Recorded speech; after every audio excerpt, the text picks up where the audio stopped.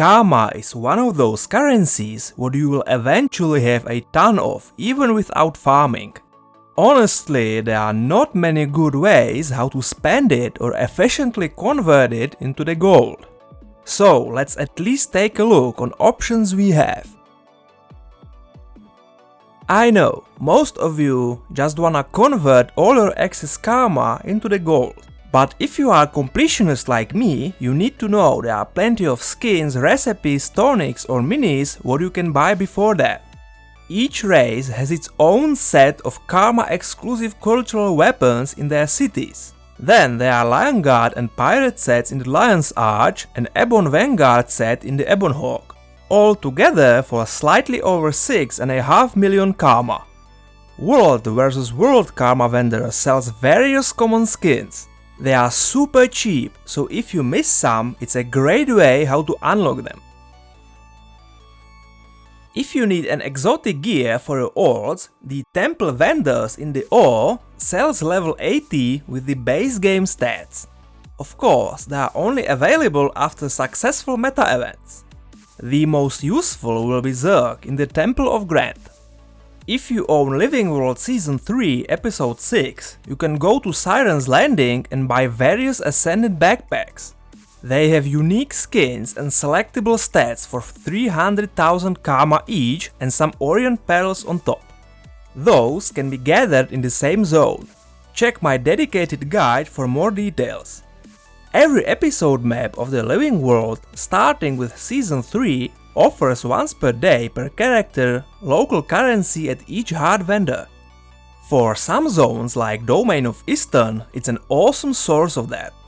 Hearts in the Living World Season 4 also sell trader keys which can be used on chests there and also in Path of Fire maps.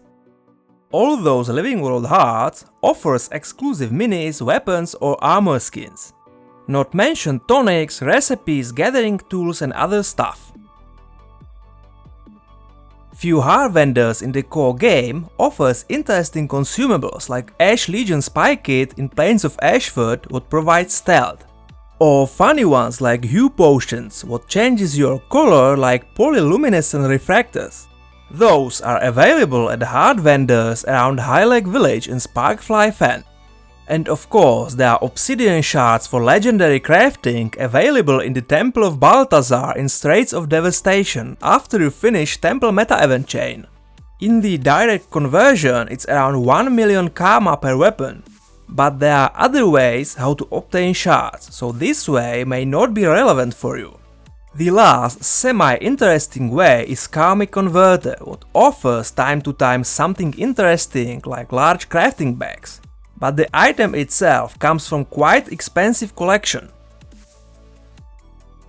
And now let's take a look on some ways how to actually convert karma into gold. You have to know that any of those aren't somehow super profiting, quick or easy. Probably the most profitable one is Pact Supply Network. In short, 6 vendors around the world sells a consumable item called Pact Scout Mapping Materials, what can be used in various maps to quickly receive map bonus rewards. Check my dedicated guide, a link is down below. Converting via cooking materials may have the most efficient karma to gold ratio, but crafting can be tedious and the food market is quite competitive. There aren't some go-to recipes, it requires searching and adapting on daily basis. But if you love crafting, definitely check it out. In the past was very popular throwing gloves from this hard vendor in the Bloodtide Coast into the Mystic Forge and salvage results for linen. These days is profit much lower, but it's still a viable option.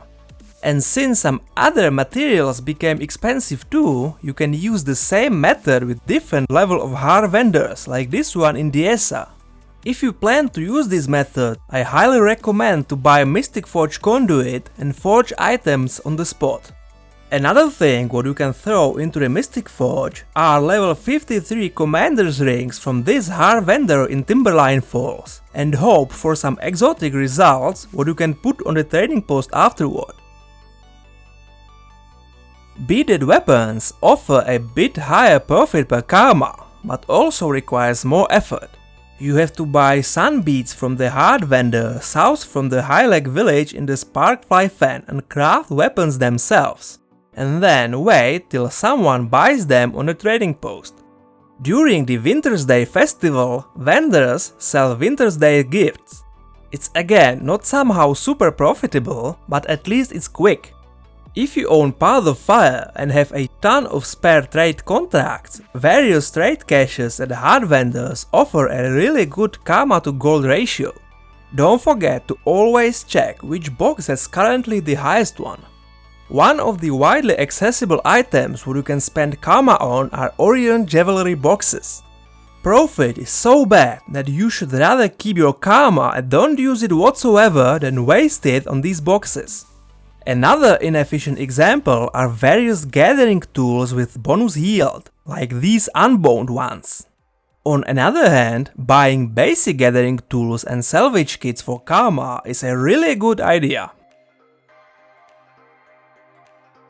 That's all I had for today, so if you enjoyed, don't forget to subscribe or leave a comment and stay tuned for next time.